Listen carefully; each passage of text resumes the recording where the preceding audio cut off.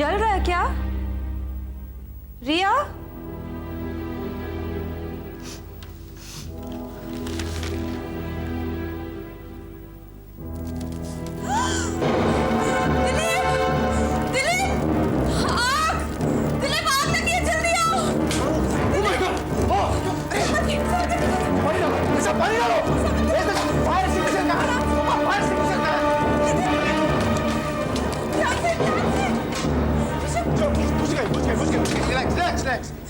कैसे लगी ये आग? बुझ गई। कौन था किचन में? किसने गैस खुला छोड़ा? कैसे लगी आग? जवाब क्यों नहीं दे रहे तुम लोग? कैसे लगी आग? मैंने क्या?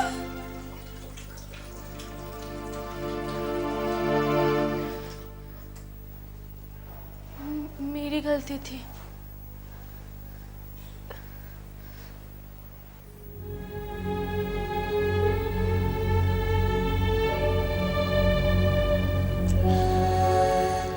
राधिका, अब उस बात को भूल भी जाओ। It was just an accident. एक पर्दा ही तो जला है ना। अगर मुझे जलने की बदबू नहीं आती ना, तो पर्दे के साथ साथ हम सब जल जाते, हमारा घर तबाह हो जाता। अरे बाबा, हुआ तो नहीं है ना। राधिका, वो बच्चे हैं, गलती हो जाती है उनसे। नहीं दिलीप, ये गलती नहीं थी, ये जिम्मेदारी का एहसास ना होने का सबूत था।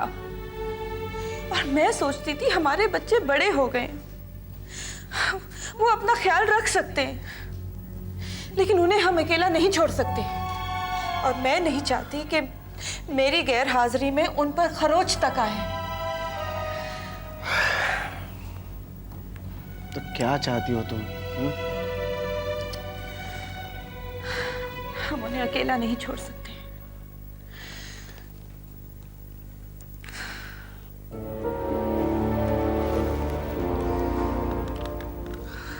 प्लीज केतन को फोन लगाओ।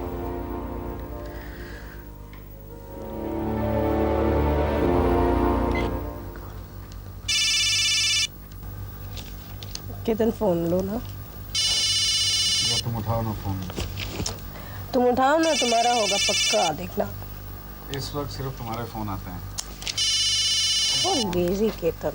अच्छा, हेलो। हेलो रुचिका। दिलीप? हाँ, मैंने डिस्टर्ब तो नहीं किया ना? नहीं नहीं, बिल्कुल नहीं। एक्चुअली राधिका केतन के साथ बात करना चाहती है। हाँ, एक मिनट।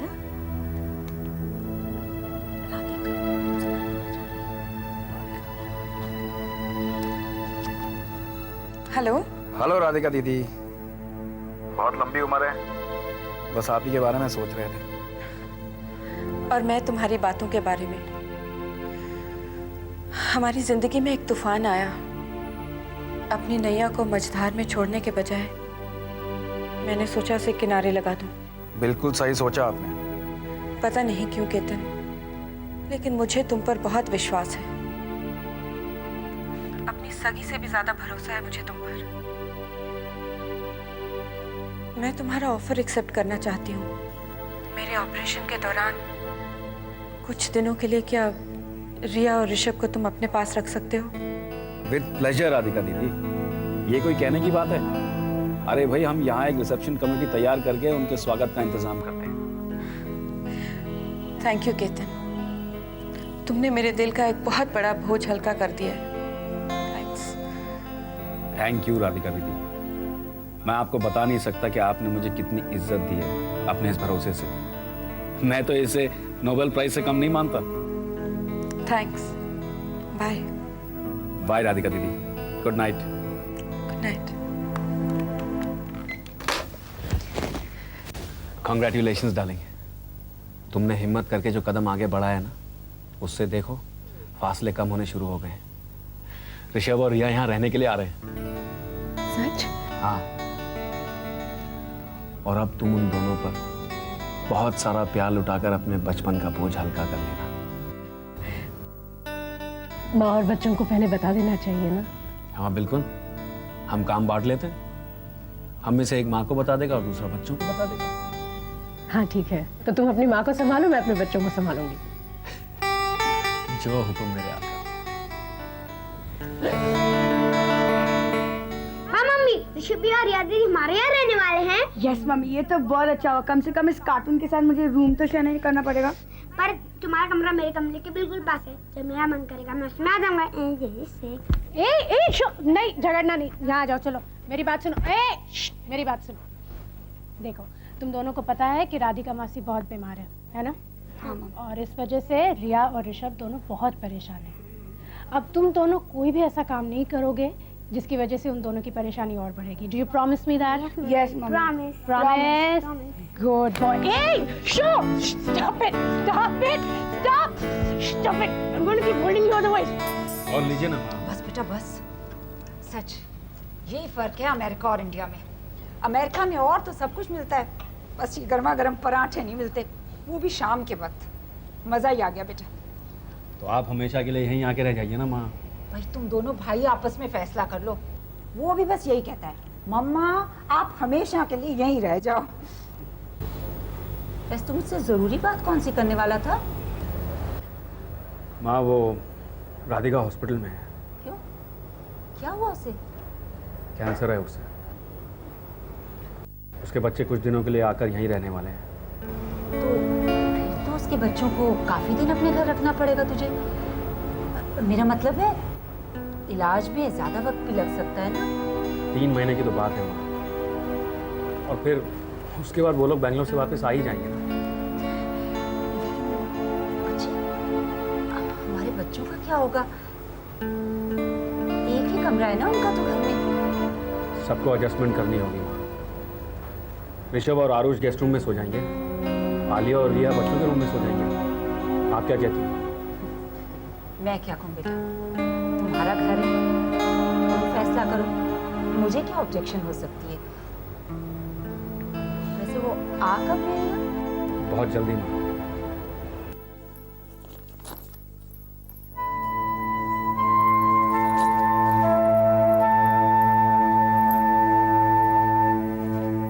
रिया, ये क्या?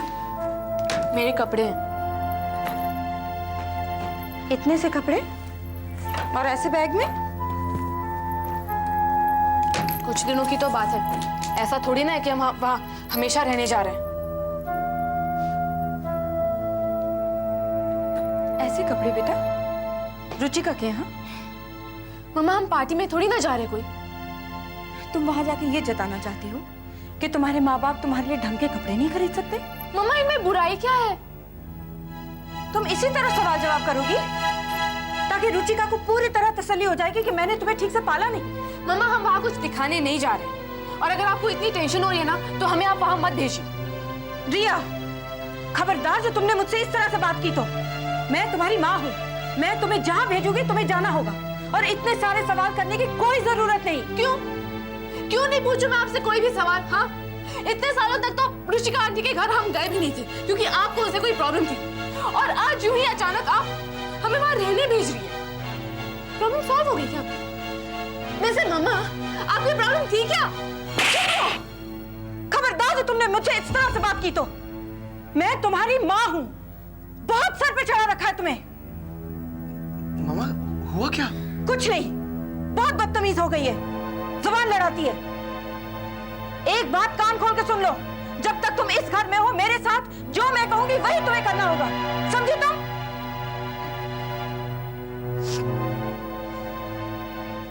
रिया कुछ नहीं हुआ, रहने दो। देखो रिया, मामा टेंस्ड है ना, सिर्फ अपने ऑपरेशन के बारे में नहीं, हमारे बारे में भी। ओके? देखो रिया, जो भी हुआ उसे भूल जाओ। Look at me, भूल जाओ उसे। और हाँ, इस थप्पड़ की वजह से हमारे प्लान को कुछ नहीं होना चाहिए। Okay? Okay Riya, answer me, promise me. Okay.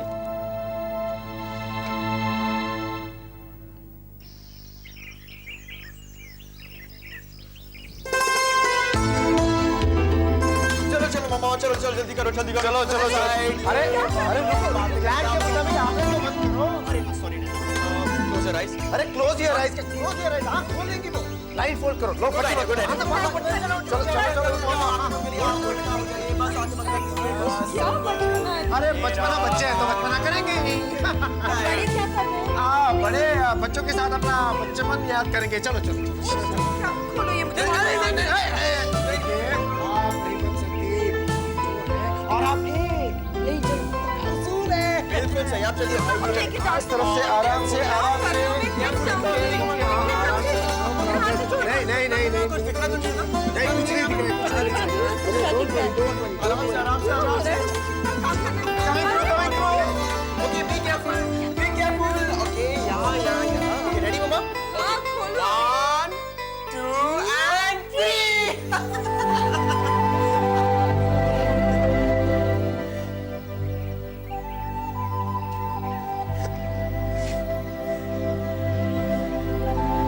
आपको याद है जब हम छोटे बच्चे हुआ करते थे, आप भी हमें इंजेक्शन से पहले यही करवाते थे।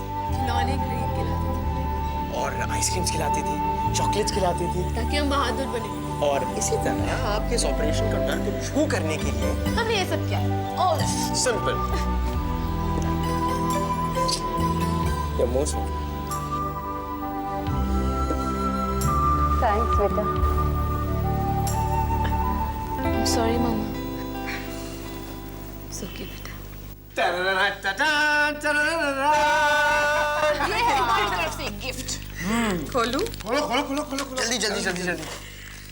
अच्छा रैपर तो नहीं रखना है ना हमें? नहीं नहीं नहीं नहीं रखना। हार्ड ही देते हैं ना। आराम से आराम से आराम से। क्या है? That is beautiful present from your Steve. You're the world's greatest one. Dad हमारा गिफ्ट कार्ड। चलो चलो जल्दी जल्दी जल्दी। मामा मामा ये आप खोलो, ये आप खोलो। आइए प्रिया खोलो।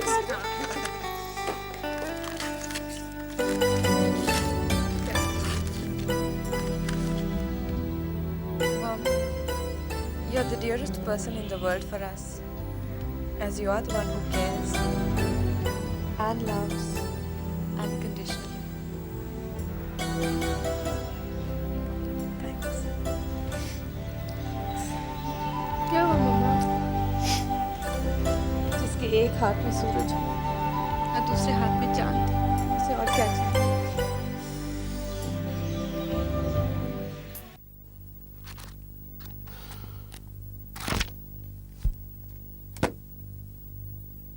रुचिका, रुचिका, हाँ तुम कहीं जा रही हो क्या? नहीं तो क्यों? 10 मिनट से तुम अपने बालों पर इतनी मेहनत कर रही हो, मुझे लगा कि शायद तुम्हें कहीं जाना है।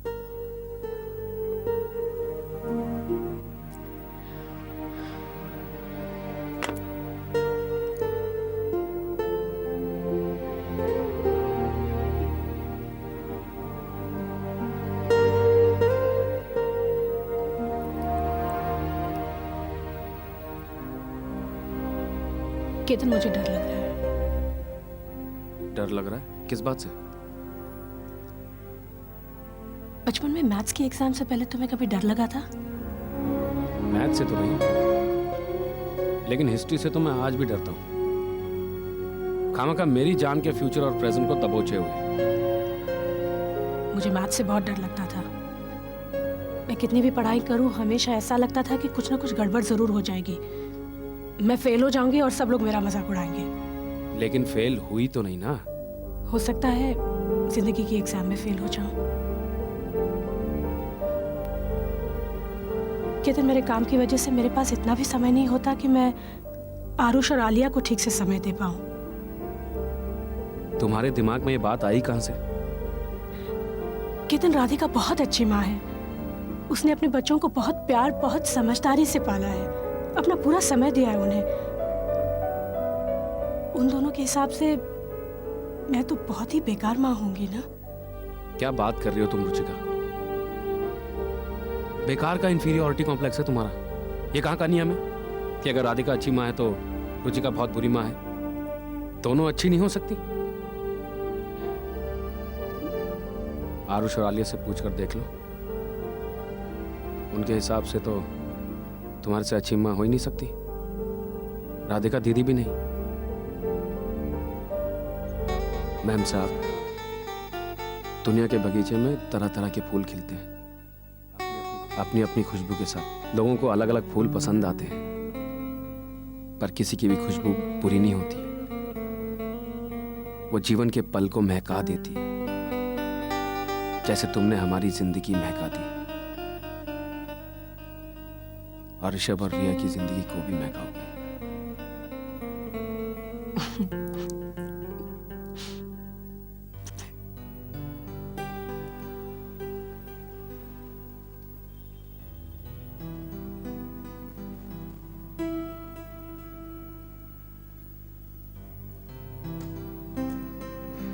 ब्रश और टॉवल यही रख दूं कि नई खरीद लें? यही रख लो, बाद में नए खरीद लेंगे। अच्छा। हाँ, बच्चे के डायपर्स और दूध की बोतल रख ली? क्या? तुम्हें देख के मुझे रिया के और ऋषभ के जन्म की याद आ रही है। ऐसे ही तुमने बैग पैक किया था और मुझसे कहा था, चलो गाड़ी निकालो, रिया के ऋषभ के आने का वक्त हो गया। वो तो खुशी के दिन थे। और एक हिम्मत भी थी। पता नहीं कहां से ले आती हो ये हिम्मत, ये ताकत जो हमें भी बांट देती हो। सच कहूं,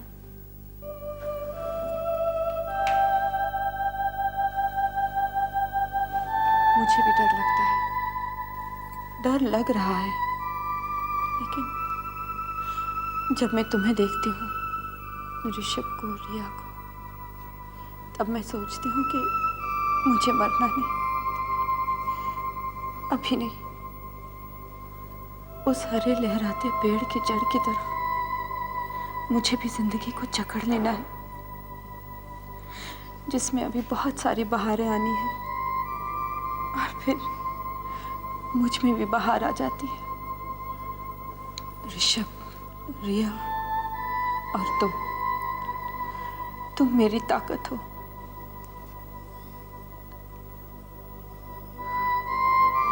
सब कुछ इतना अच्छा चल रहा था दिलीप, फिर ये सब कैसे हो गया? अच्छा होता अगर जिंदगी एक वीडियो फिल्म की तरह होती, फिर जो बुरे सीन्स आते हम उन्हें फास्ट फॉरवर्ड कर लेते और अच्छे सीन्स को फ्रीज कर लेते।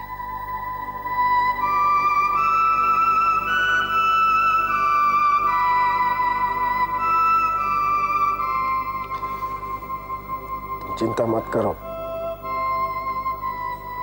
ये बुरे सीन्स फास्ट फॉरवर्ड हो जाएंगे और अच्छे सीन्स को हम फ्रीज कर लेंगे।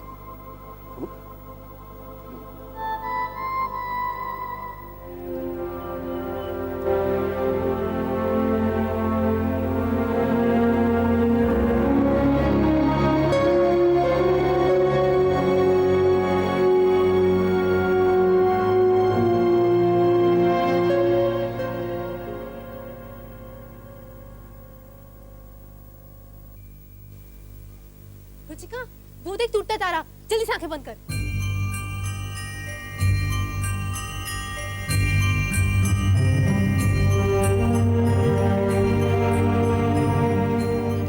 आपने क्या मांगा? ऐसे थोड़े ही बताते हैं। मुझे भी नहीं। रुचिका, मैंने मांगा कि मेरी रुचिका हमेशा खुश रहे। और पता मैंने क्या मांगा? रुचिका, सब कहते हैं कि बताना नहीं चाहिए, नहीं तो मन्नत पूरी नहीं होती। पर मैं तो बताऊंगी। मैंने मांगा कि मेरी राधिका दीदी हजारों साल जिए। मेरी दीदी हजारों साल जिए।